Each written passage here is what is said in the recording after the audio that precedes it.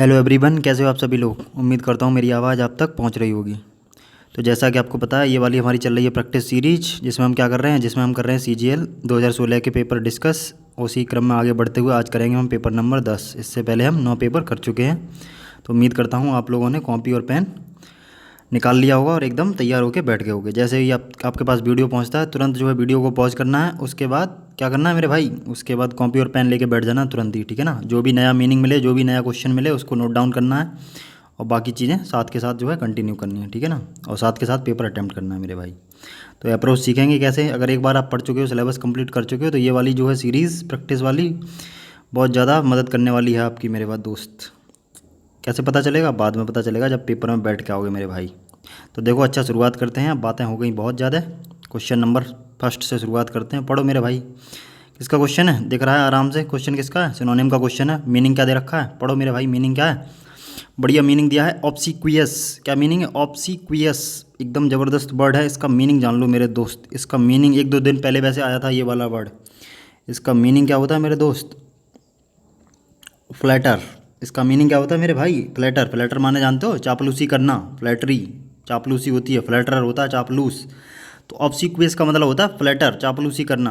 तो अब बताओ मेरे दोस्त, फ्लैटरी करना, तो बताओ कौन सा ऑप्शन होगा सही। ऑप्शन देखो ध्यान से। पहला वर्ड क्या लिखा है, पहला वाला ऑप्शन डेफिएंट। डेफिएंट का मतलब होता है बोल्ड, करेजियस, बहादुर, साहसी, निडर, इंट्रेपिड, फियरलेस। समझ गए मेरे दोस्त। तो पहला तो हो नहीं सकता कैसे भी। डिसऑनेस्ट का मतलब जानते ही हो, बेईमान, और ऑनेस्ट माने भी जानते हो। आंसर कौन सा जाएगा मेरे भाई, एक ही ऑप्शन बचता है उसका सही होना, उसकी मजबूरी है। तो आंसर जाएगा सी वाला। सर्वाइल का मतलब भी होता है चापलूस। उस दिन भी लिखाया था, मीनिंग ध्यान करो मेरे भाई।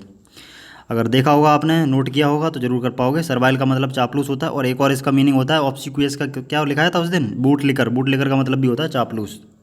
तो ये थे हमारा पहला क्वेश्चन। आगे बढ़ जाओ, समझ में आ गया होगा। दूसरे क्वेश्चन पर फटाफट से, क्या है, अपोजिट का क्वेश्चन है, देखते ही समझ जाओ। अपोजिट का क्वेश्चन लिखा हुआ है, पढ़ो मेरे भाई। क्या है मीनिंग, मीनिंग दिया है रग्ड, RUGGED। रग्ड, रग्ड का मतलब क्या होता है समझोगे। देखो रग्ड सुना है कभी पहले, बताओ मेरे भाई।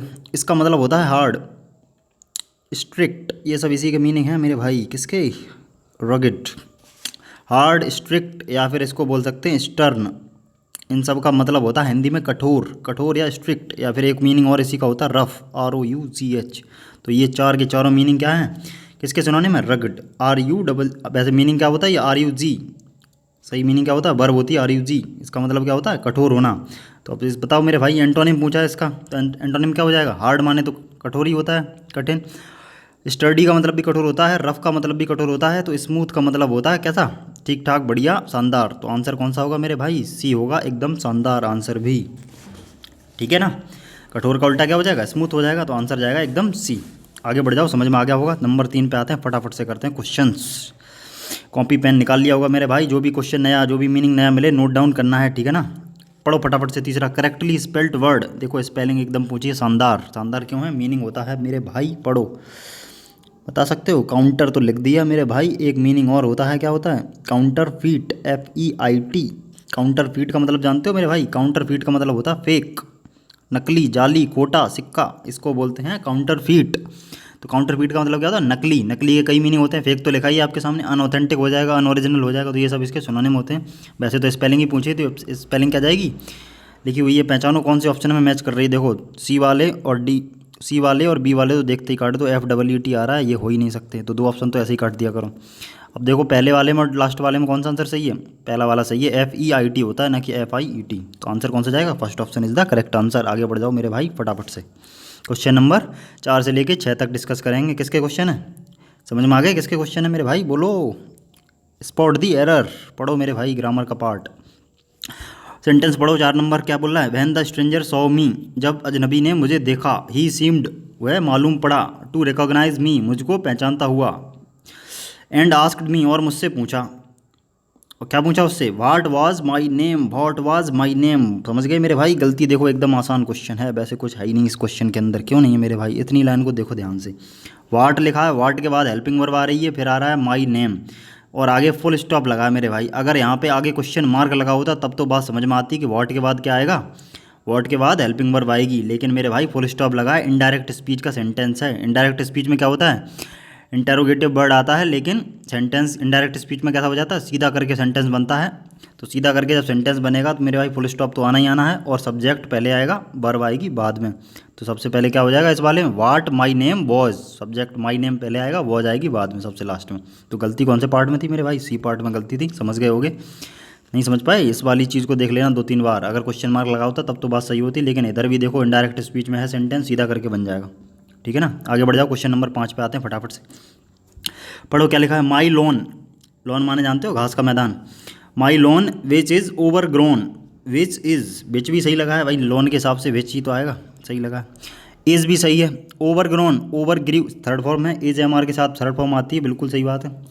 विच इज़ ओवर ग्रोन मतलब बहुत ज़्यादा ग्रो हो चुका है, नीड्स उसको ज़रूरत है, नीड्स भी सही लगा भाई, किसके लिए, लॉन के लिए, सिंगुलर वर्ब भी तो आई, नीड्स भी सही है, उसको ज़रूरत है किस चीज़ की, वीडिंग, वीडिंग माने जानते हो, वीडिंग का मतलब कटाई की, घास वास की जो कटाई होती है उसको वीडिंग बोलते हैं, WEEDING, घास की कटाई को क्या बोलते हैं, वीडिंग। तो जो उसका घास का मैदान है जो ज़्यादा ग्रो हो चुका है उसको ज़रूरत है कटाई की, तो बिल्कुल सही सेंटेंस है मेरे भाई, कुछ गलती है नहीं, नीड्स भी अपनी जगह सही है, एज के साथ थर्ड फॉर्म भी सही है, और विच भी अपने साथ सही है, तो ज़बरदस्ती गलती निकालनी नहीं है, एकदम सेंटेंस सही लिखा है, क्या जाएगा ये वाला, नो एरर जाएगा, D option is the correct answer. ठीक है ना, आगे बढ़ जाओ, क्वेश्चन नंबर 6 पे आते हैं, फटाफट से करते हैं, पढ़ो मेरे भाई। स्पीड अगर कम लग रही हो तो बढ़ा लेना मेरा भाई, ज़्यादा लग रही हो तो कम कर लेना, यूट्यूब के पास ऑप्शन है, आगे बढ़ो।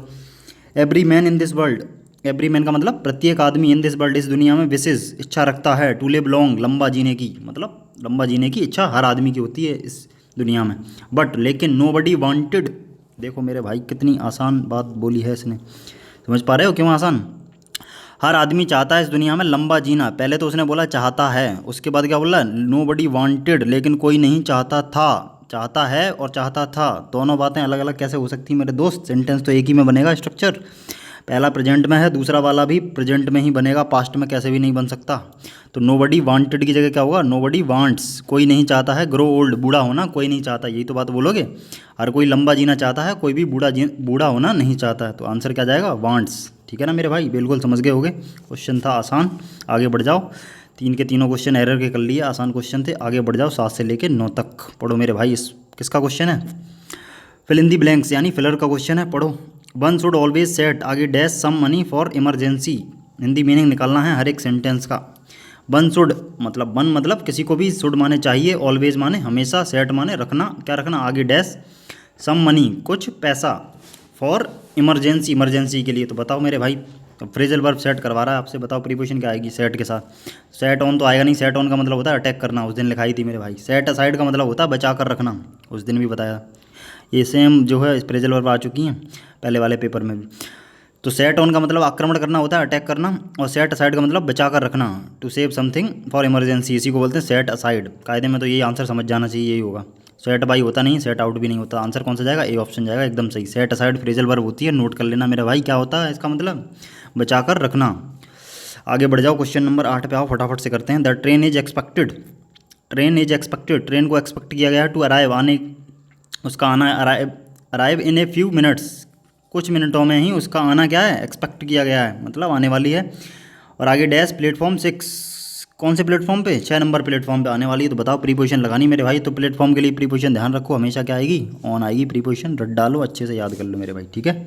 आगे बढ़ जाओ, क्वेश्चन नंबर कौन से पे आते हैं, 9 नंबर पे आते हैं, पढ़ो।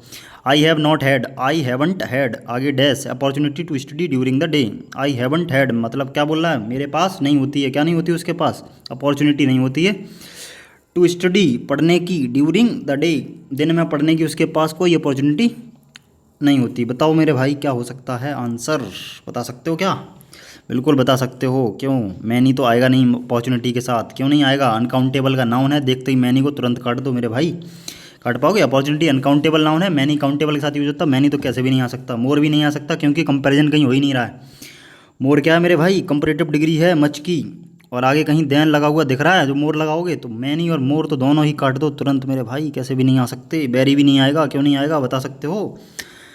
यही हर एक क्वेश्चन देखने के बाद मेरे भाई क्वेश्चन आपको ये करना कि क्यों नहीं आएगा, ये नहीं करना कि यही वाला आंसर आएगा, जिस दिन ये करना सीखे ये वाला क्यों नहीं हो सकता ऑप्शन आंसर, समझ जाओ आपकी नॉलेज ज़बरदस्त तरीके की चल रही है, बढ़ रही है, और सीख भी रहे हो मेरे भाई।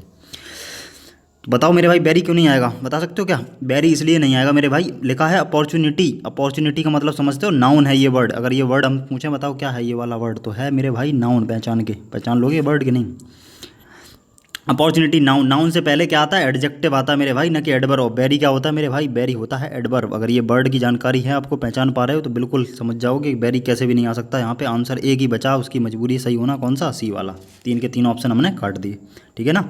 मच अपॉर्चुनिटी आएगा, एकदम सही है। आगे बढ़ जाओ, समझ गए होगे, बढ़िया था क्वेश्चन। क्वेश्चन नंबर 10 से लेके 12 तक आते हैं, फटाफट से करो मेरे भाई। बताओ, ईडियम लिखा है चीक बाई जाउल, एकदम जबरदस्त ईडियम है, रटा रटाया ईडियम है। क्यों है रटा रटाया, पढ़ो। चीक माने जानते हो क्या होता है, चीक माने होता है गाल। ईडियम का मीनिंग उसी में छुपा होता है। चीक माने का होता है गाल, और जाउल का मतलब भी होता है ये गाल।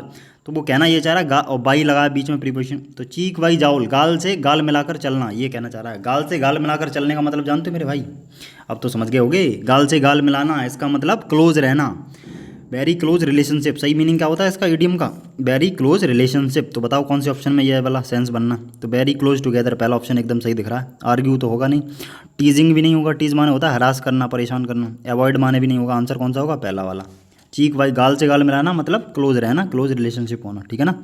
आगे बढ़ जाओ, 11 नंबर क्वेश्चन पे आओ मेरे भाई फटाफट से। बियॉन्ड द पेल, अब देखो मीनिंग पता होगा तो बहुत कुछ कर सकते हो। अंग्रेजी के अंदर मीनिंग ही सब कुछ है, मीनिंग ही जान है अंग्रेजी की। जितना ज़्यादा याद कर लोगे मेरे भाई, वोकैबुलरी जितनी स्ट्रॉन्ग कर लोगे, बार बार एक ही बात बोल रहे हैं, उतनी बेहतर हो जाएगी क्या, इंग्लिश। बियॉन्ड माने होता है परे, किस चीज़ से परे, पेल। अब पेल के देखो दो तीन मीनिंग होते हैं। पेल माने होता है पीला पड़ना, सफ़ेद पड़ जाना, फीका पड़ जाना। पेल का एक तो मीनिंग यही होता है, और दूसरा मीनिंग पेल का होता है लिमिट। पेल का दूसरा मीनिंग क्या होता है मेरे भाई, लिमिट। तो यहाँ पे यही वाला सेंस बनेगा, कौन सा वाला, लिमिट वाला। क्यों बनेगा, पढ़ के समझ जाओ। बियॉन्ड माने परे, लिमिट, लिमिट से परे, मतलब एक सीमा है उससे परे कोई चीज़ होना। अगर सीमा से कोई चीज़ परे है, बियॉन्ड द पेल है, इसका मतलब वो कैसी है, लिमिट्स, कैसे क्या बोलते नहीं, लिमिट क्रॉस कर रहे हो मेरे भाई अब तुम, तो उसी को बोला गया है बियॉन्ड द पेल, मतलब सीमा से परे है, लिमिट से बाहर जा रहे हो। इसका मतलब कैसे हो रहे हो मेरे भाई, लिमिट से अगर बाहर जा रहे हो, इसका मतलब अनएक्सेप्टेबल हो रहे हो, कोई अब एक्सेप्ट करने वाली स्थिति रही नहीं। तो आंसर कौन सा जाएगा, पहला ही ऑप्शन हो जाएगा इसका, अनरीजनेबल होना या फिर अनएक्सेप्टेबल होना, मतलब स्वीकार करने योग्य न होना, उसको बोलते हैं आउट ऑफ लिमिट। यही तो बोलोगे मेरे भाई, तो वही तो है बियॉन्ड रिडेम्पशन। रिडेम्पशन मतलब होता है मुक्ति, ये तो होगा नहीं मेरे भाई। 11 नंबर क्वेश्चन हो गया, आगे बढ़ जाओ। 12 नंबर क्वेश्चन पे आओ फटाफट से। क्या है, ब्लोइंग योर ट्रम्पेट। कल देखो, कल या परसों में ये आया था, ये वाला सेम इडियम वो ही आ गया, फिर से रिपीट हो गया। ब्लो माने जानते हो, ब्लोइंग योर ट्रम्पेट, अपना खुद का ट्रम्पेट बजाना। उस दिन बताया भी था, अपना खुद का ट्रम्पेट बजा रहे हो, इसका मतलब अपनी तारीफ करना, बोस्टिंग। इसका सही मीनिंग क्या होता है, बोस्टिंग, सेखीबाजी करना। तो ऐसा कौन सा ऑप्शन सेंस दे रहा है, बताओ मेरे भाई पढ़ के। तो इस ऐसा सेंस दे रहा है मेरे भाई, प्ले सम म्यूजिक, ये तो होगा नहीं। सरप्राइज भी नहीं होगा। प्रेज वनसेल्फ, खुद की तारीफ करना, यही आंसर होगा। यही तो उस दिन भी आया था ये वाला, बोस्टिंग करना, सेखीबाजी करना, ठीक है ना। क्लियर हुए कि नहीं हुए मेरे भाई, बोला करो हाँ ना, कुछ बोलोगे कि नहीं बोलोगे, जहाँ बैठे हो हाँ ना को जवाब दो मेरे भाई। आगे बढ़ो, अगला नंबर क्वेश्चन, क्वेश्चन नंबर 13 से लेकर 15 तक किसके क्वेश्चन है, वन वर्ड के क्वेश्चन है, एकदम शानदार ज़बरदस्त। पढ़ो। साइन माने चमकना, with a bright but brief. Bright पर ब्रीफ, ब्रीफ का मतलब समझ रहे हो, चमकना, विद ए ब्राइट मतलब चमकीले तरीके से, बट ब्रीफ मतलब थोड़ी देर के लिए। ब्रीफ माने छोटा होता है, तो थोड़ी देर के लिए। और इरेगुलर लाइट, और किस तरीके से, इरेगुलर तरीके से, मतलब वो ये कहना चाह रहा है इरेगुलर लाइट जलना, या फिर जो है बहुत थोड़ी देर के लिए चमकना। तो उस चीज़ को मेरे भाई बता सकते हो। ऑप्शन देखो फटाफट से, ऑप्शन देख के ही तो बता पाओगे, ऐसे ही बता दोगे। भिम्पर माने होता है चिल्लाना। भिम्पर का मतलब क्या होता है, क्राई, कंटिन्यूअस क्राई, लगातार चिल्लाते रहना, उसको भिम्पर बोलते हैं मेरे भाई, मीनिंग याद करना।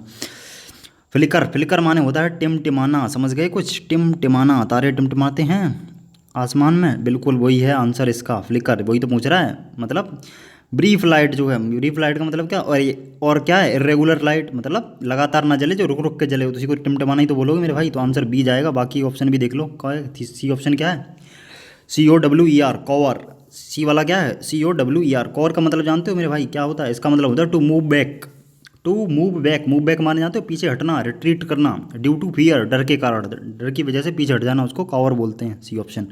और क्या है, डी वाला है MUER, मटर, MUER, मटर का मतलब जानते हो मेरे भाई, इसका मतलब होता है मरमर।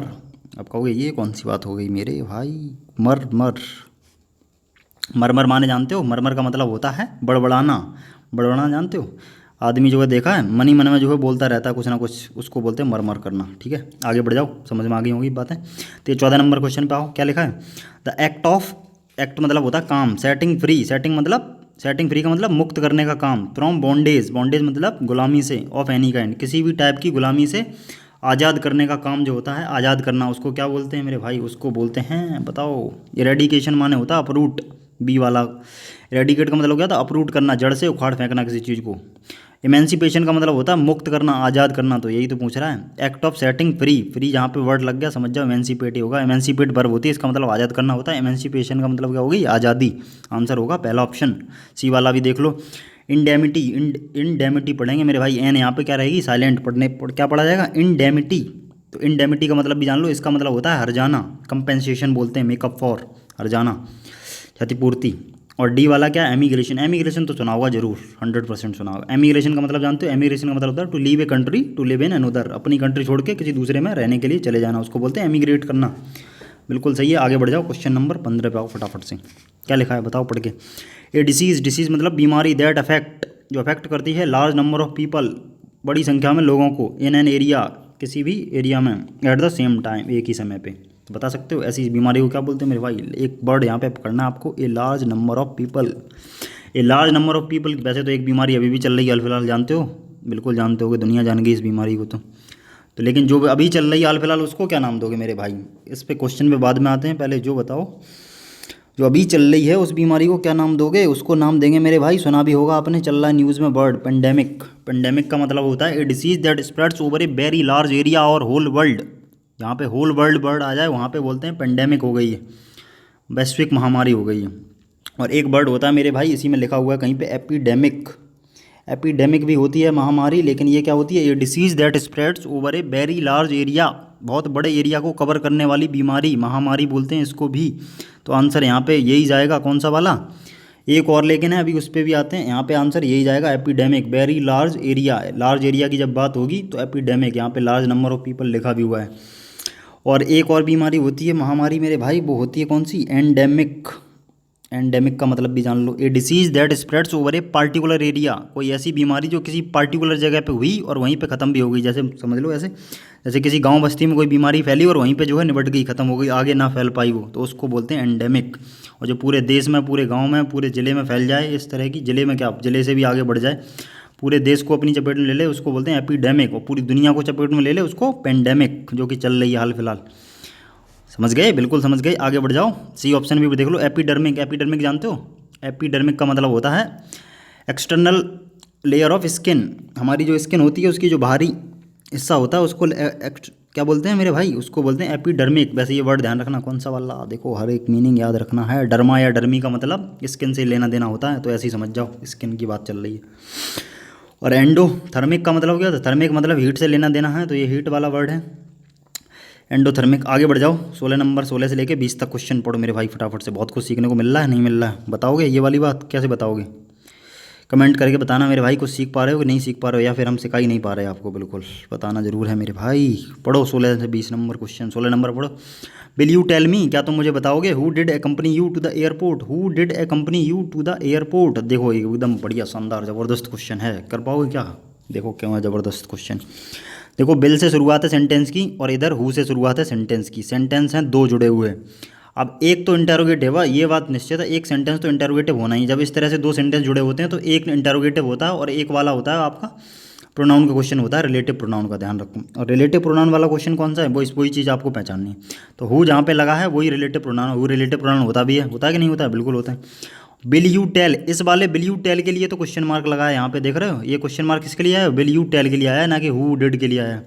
तो जब इसके लिए क्वेश्चन मार्क आया तो ये तो क्वेश्चन यहाँ पे निपट गया मेरे भाई। लेकिन बात आई कि जब दूसरा वाला रिलेटिव प्रोनाउन हु से आ रहा है, तो ये वाला जो सेंटेंस है इस वाले में कोई दिक्कत नहीं, ये वाला सेंटेंस बनेगा एकदम सीधा करके। सीधा करके मतलब समझ रहे हो मेरे भाई, सीधा करके सब्जेक्ट आएगा, वर्ब आएगी, है कि नहीं, सब्जेक्ट के तुरंत बाद क्या आएगी, वर्ब। तो हु है सब्जेक्ट, सब्जेक्ट के तुरंत बाद क्या आनी चाहिए, वर्ब आनी चाहिए। लेकिन डिड लगा के, ये हेल्पिंग वर्ब लगा के फिर मेन वर्ब लगा रहा है, लेकिन वो आएगा नहीं क्योंकि ये है सब्जेक्ट। और सीधा करके सेंटेंस बनेगा। जब सीधा सेंटेंस बनता है तो डिड की ज़रूरत नहीं पड़ती है। डिड कब लगाते हैं, इंटरोगेटिव और नेगेटिव में। तो सीधा करके बनेगा, तो कौन सा ऑप्शन सही जाएगा, बता सकते हो पहचान के, बिल्कुल बता सकते हो, सी ऑप्शन जाएगा, who accompanied you. Who co ऐसे मान लो, हु किसी का नाम है, ऐसे समझ लो, याद कर समझने के लिए।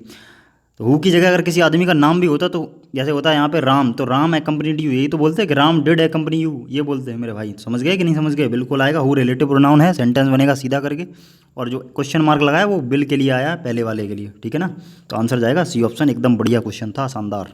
आगे बढ़ो, 17 नंबर क्वेश्चन। क्या लिखा है, नबिंदर नाम है आदमी का Navinder and is wife, Navinder और उसकी पत्नी departed for London by air India yesterday, depart कर गए एयर इंडिया के लिए। देखो यस्टरडे वर्ड आया तो सेकंड फॉर्म आई, कल बताया था ये वाली बात, यस्टरडे लास्ट इस तरह के वर्ड आते हैं तो सेंटेंस किस में बनता है, पास्ट में बना हुआ है एकदम। Departed for London by air India, तो डिपार्टेड के साथ प्रीपोजिशन चेक करवा रहा है, क्या आएगी, टू आएगी, टुवार्ड्स आएगी, टुवार्ड आएगी या नो इम्प्रूवमेंट। सेंटेंस वैसे एकदम सही लिखा, टू डिपार्ट के साथ क्या आती है, फॉर ही आती है, प्रीपोजिशन एकदम सही लिखी है मेरे भाई, याद कर लेना इसको। डिपार्ट के साथ क्या आती है, for. I departed for Australia today morning, ऐसे करके बोलोगे तो क्या लगाएंगे, डिपार्ट के साथ फॉर लगाएंगे, एकदम सही लिखा है क्वेश्चन। आगे बढ़ जाओ, 18 नंबर क्वेश्चन पे आओ फटाफट से। The rain brought more respite from the heat, rain माने जानते हो बारिश, ब्रॉट बारिश ने क्या किया मेरे भाई, मोर रेस्पाइट क्या लेके आई बारिश, ब्रॉट माने लाई, मोर माने ज़्यादा, रेस्पाइट का मतलब होता है राहत, रेस्पाइट का मतलब क्या होता है, राहत, फ्रॉम द हीट, हीट मतलब गर्मी से, तो गर्मी से ज़्यादा राहत कौन लेके आई, वर्षा, बारिश। तो मोर तो आ नहीं सकता, आप बताओ क्यों नहीं आ सकता, ऐसी बात क्यों बोल दी कि मोर क्यों नहीं आ सकता, इसलिए नहीं आ सकता मेरे भाई क्योंकि आगे लगा है कहीं पे देन लगा हुआ है, मोर होता है कंपैरेटिव का वर्ड, आगे देन लग के आना चाहिए, कंपैरिजन कहीं स्पष्ट हो रही है सेंटेंस के अंदर, बिल्कुल नहीं हो रही, किसी दूसरे से कंपैरिजन तो हो नहीं रही है, इसलिए मोर तो आएगा नहीं, मोस्ट भी नहीं आएगा, मोस्ट का तो सेंस ही नहीं बनता मेरे भाई। एक ही चीज़ आ सकती है सीधा सीधा एडजेक्टिव फॉर्म मच की, और मच की एडजेक्टिव फॉर्म क्या होती है, मच खुद ही होती है, कंपैरेटिव फॉर्म होती है मोर और सुपरलेटिव होती है मोस्ट, मच मोर मोस्ट, तो यहाँ पे मच ही आएगा क्योंकि कंपैरिजन किसी से हो ही नहीं रही है, बिल्कुल सही है ना। सी वाला तो एकदम गलत आंसर है, सेवियर माने होता है भयानक, ड्रॉट माने सूखा, तो बारिश सूखा लेके आएगी क्या, बारिश से सूखा हो जाएगा, बिल्कुल नहीं होगा मेरे भाई, समझ गए। आगे बढ़ जाओ, 19 नंबर क्वेश्चन पे आओ फटाफट से करते हैं। ही स्पीक्स, वह बोलता है, so fast to be understood, so fast to be understood, underline किया हुआ है, पढ़ के बताओ, ऑप्शन आपके सामने लिखे हैं, साथ के साथ करने बताओ। Very fast, to be understood, too fast, देखो बिल्कुल एकदम आसान क्वेश्चन बन गया, समझ पाए मेरे भाई कैसे बन गया आसान। टू और टू का कॉम्बिनेशन ध्यान है, ये डबल टू वाला और ये सिंगल वाला, तो टू और टू का कॉम्बिनेशन नेगेटिव में यूज़ करते हैं, इसको पढ़ा होगा जरूर आपने, पढ़ा है कि नहीं, कंपाउंड सेंटेंस जब पढ़े थे तो बिल्कुल पढ़ा होगा। टू और टू का यूज़ करते हैं नेगेटिव सेंस बनाने के लिए, तो वही यहाँ पे सेंस बनेगा, सो फास्ट के बाद टू भी नहीं आएगा, क्या बनेगा, too fast to be understood, तो सेंटेंस देखो हिंदी मीनिंग भी क्या बन जाएगा, ही स्पीक्स, आंसर कौन सा जाएगा, आंसर तो समझ के कौन सा जाएगा, टू और टू का हमेशा कॉम्बिनेशन होता है, देखते ही समझ जाओ, तो आंसर कौन सा होगा, बी वाला होगा एकदम सही आंसर। तो he speaks too fast to be understood, वह इतना तेज़ी से, इतना तेज़ी से बोलता है कि कोई उसको समझ नहीं सकता, तो ये बन जाएगा बी ऑप्शन, नेगेटिव से मीनिंग बनता है टू और टू का, ये भी ध्यान रखना है। 20 नंबर क्वेश्चन पे आओ, क्या लिखा, I and my parents live together, I and my parents, मैं और मेरे माता पिता, लिव माने रहते हैं, टुगेदर मीन्स साथ साथ, तो बताओ मेरे क्वेश्चन, मेरे भाई, मेरे मित्र, क्या गलती है, क्या आएगा इसकी जगह, आई है फर्स्ट पर्सन और माई पेरेंट्स कौन सा है, थर्ड पर्सन, प्रोनाउन का क्वेश्चन है, देखते ही समझ जाओ, आई कौन से पर्सन का प्रोनाउन है, फर्स्ट पर्सन, और my parents third person, he see it या किसी, ही सी इट या किसी का नाम थर्ड पर्सन में आते हैं, तो अब ये एक चीज़ पहचाननी है, फंडा नंबर 231 ध्यान रखना है, और 123 दो फंडे होते हैं, दोनों ध्यान है कि नहीं, भूल गए मेरे भाई, प्रोनाउन में पढ़े होंगे तो जरूर याद होंगे। 231 लगाते हैं सिंगुलर में, जब सिंगुलर में होते हैं प्रोनाउन, और यहाँ पे तो प्लूरल में है, कैसे पहचान लिया प्लूरल में, आई तो सिंगुलर में चलो मान भी लोगे, लेकिन माई पेरेंट्स ऐसा लगा हुआ है, पेरेंट्स प्लूरल का वर्ड है, माता पिता, इसलिए प्लूरल वाला जाएगा। प्लूरल में क्रम क्या होता है प्रोनाउन का, 123 होता है, पहले फर्स्ट पर्सन, फिर सेकंड पर्सन, फिर थर्ड पर्सन, तो फर्स्ट पर्सन पहले नंबर पे लिखा ही हुआ है, सेकंड है नहीं तो उसकी ज़रूरत नहीं है, थर्ड उसके बाद आ रहा है, एकदम सही लिखा है क्रम कि नहीं लिखा, बिल्कुल सही है। प्लूरल में क्रम क्या होता है, 123 वही लगा हुआ है, एकदम सही लगेगा, और एकदम सेंटेंस कैसा है मेरे भाई, सही लिखा है, नो इम्प्रूवमेंट का क्वेश्चन जाएगा, एकदम सही लिखा है, समझ पाए, बिल्कुल समझ पाए होगे। अब बढ़ते हैं आगे और करते हैं अपना पैसेज डिस्कस, 20 क्वेश्चन निपटा दिए, 21 से 25 तक पैसेज है, फटाफट से पढ़ो मेरे भाई पैसेज, पढ़ो फटाफट से, मीनिंग भी निकालते चलना। मोस्ट सक्सेसफुल कंपनीज, मोस्ट माने जानते ही हो, मोस्ट सक्सेसफुल मतलब सबसे ज़्यादा सक्सेसफुल कंपनीज जो होती हैं, इंस्टीट्यूशन या फिर इंस्टीट्यूशंस एंड ऑर्गेनाइजेशंस और संस्थाएं, हैव मिशन स्टेटमेंट, उनके क्या होते हैं, मिशन स्टेटमेंट होते हैं, मिशन माने जानते हो लक्ष्य, और स्टेटमेंट मतलब जो भी उन्होंने कहा है, बोला है या टारगेट सेट किया उसको बोलते हैं मिशन स्टेटमेंट, जो भी उन्होंने टारगेट सेट कर रखा है। तो किन किन के होते हैं ये टारगेट, मिशन स्टेटमेंट किन किन के होते हैं मेरे भाई, समझ गए। कंपनीज जितनी भी होती हैं सक्सेसफुल, इंस्टीट्यूशंस होते हैं, ऑर्गेनाइजेशन जितने भी सफल होते हैं, उन सब के मिशन स्टेटमेंट होते ही होते हैं। आगे पढ़ो, मोस्ट इंडिविजुअल्स, अधिकांश इंडिविजुअल्स मतलब व्यक्ति, डोंट लेकिन अधिकांश व्यक्तियों के नहीं होते हैं। कंपनीज सफल होती हैं उनके तो होते हैं तमाम इंस्टीट्यूशंस के, लेकिन अधिकांश लोगों की बताना चाह रहा है नहीं होते हैं, हमको क्या नहीं होते हैं, मिशन स्टेटमेंट उनके नहीं होते हैं, नहीं टारगेट सेट करते हैं क्या करना क्या नहीं करना लाइफ में। आगे पढ़ो, as the chief executive officer, chief executive officer को जानते हो क्या बोलते हैं शॉर्ट में? सीईओ। ये कई जगह लिखा हुआ देखा होगा मेरे भाई आपने, CEO chief executive officer, Hindi में बोलते हैं मुख्य कार्यकारी अधिकारी। तो as the chief executive officer of your own life, अपनी खुद की लाइफ का चीफ एग्जीक्यूटिव ऑफिसर सीईओ होते हुए इन द नॉलेज एरा, किसमें? नॉलेज एरा का मतलब एरा माने होता है युग, नॉलेज माने जानते हो, नॉलेज माने ज्ञान, ज्ञान होता है तो ज्ञानी युग मतलब ज्ञान वाले इस ज्ञानवान युग में क्या अपनी लाइफ का खुद क्या है, कौन आदमी? सीईओ है। यू नीड, आपको क्या ज़रूरत है होते हुए, क्या ज़रूरत है आपको? You need a laser like focus, laser like focus मतलब लेज़र की तरह फोकस की ज़रूरत है इन योर विज़न, आपके खुद के विज़न में। विज़न मतलब जो भी आप सोच रखते हो आगे कुछ करने की। यू नीड, आपको ज़रूरत है ए मिशन, एक मिशन की, एंड ए मिशन स्टेटमेंट, और एक मिशन स्टेटमेंट की। डिस्क्राइबिंग मतलब बताते हुए, क्या बताते हुए? जो कि क्या बताएं? How you want to live, जो ये बताए कि आप कैसे जीना चाहते हो। वांट टू लिव का मतलब कैसे जीना चाहते हो। नॉट जस्ट, नॉट जस्ट का मतलब न केवल। What you want to own, न केवल क्या, न केवल क्या का मतलब क्या है आगे? What you want to own, न केवल ये कि आप क्या चाहते हो। ओन माने अधिकार में लेना कोई चीज़। डिफाइनिंग द पर्सन मतलब पर्सन को, जो इंसान है उसको डिफाइन करते हुए। यू वांट टू बिकम, जो आप बनना चाहते हो। क्या बताए वो? उस पर्सन को डिफाइन करे जिस तरह का आप बनना चाहते हो। क्या बताएगा ये सब चीज़ें? कौन बताएगा? मिशन और मिशन स्टेटमेंट आपका होना चाहिए। आगे नॉट जस्ट द टाइटल, न केवल की टाइटल। यू वांट, जो आप चाहते हो। टू सी मतलब देखना। ऑन योर डोर, अपने दरवाजे पे। आउटलाइनिंग, आउटलाइन का मतलब जानते हो मेरे भाई? आउटलाइन का मतलब होता है डिफाइन करना।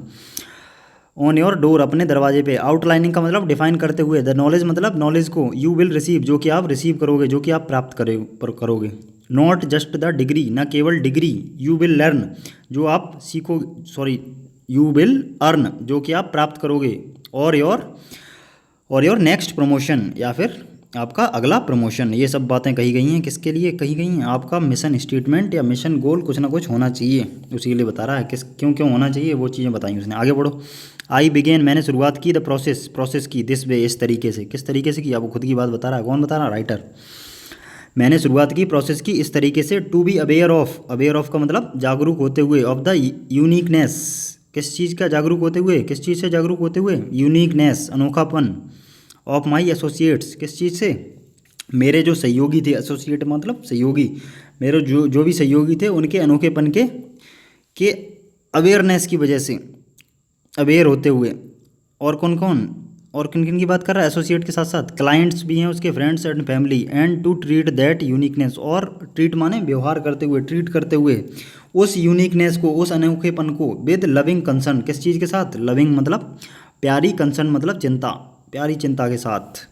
आई was created to lead myself, मुझको क्रिएट किया गया मतलब मुझको बनाया गया, या मैं बना हूँ। किस काम के लिए बना है वो? अपनी खुद की बात बता रहा है writer. To lead myself, खुद को लीड करने के लिए। एंड अदर्स, और दूसरों को। टू अंडरस्टैंड, समझाने के लिए। क्या समझाने के लिए? Win win relationships, win win relationships मतलब समझ रहे हो मेरे भाई? ये मीनिंग याद रखना। अब ये मीनिंग जहाँ भी नया आए नोट कर लेना। विन विन, इस विन विन का मतलब होता है हैविंग गुड रिजल्ट, अच्छा खासा परिणामदायक। विन विन का मतलब होता है फलदायी, फ्रूटफुल बोल सकते हो इसको।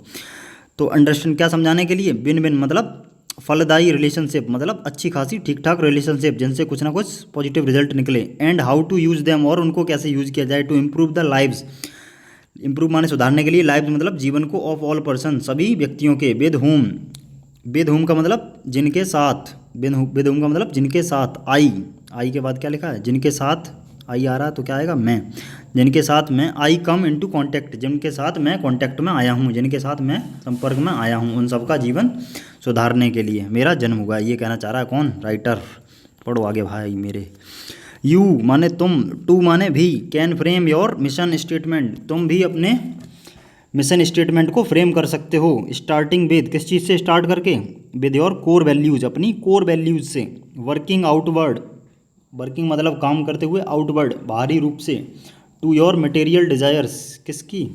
बाहरी रूप से। योर मटेरियल डिज़ायर्स, मटेरियल मतलब भौतिक, डिज़ायर्स मतलब इच्छाओं को पूरा करते हुए। एंड फाइनेंशियल नीड्स, और वित्तीय जो भी आपकी ज़रूरतें हैं, आर्थिक ज़रूरतें हैं, उनको पूरा करते हुए आप भी अपने मिशन स्टेटमेंट को क्या कर सकते हो मेरे भाई? फ्रेम कर सकते हो, सेव कर सकते हो, बना सकते हो। ये बोला है राइटर आपसे।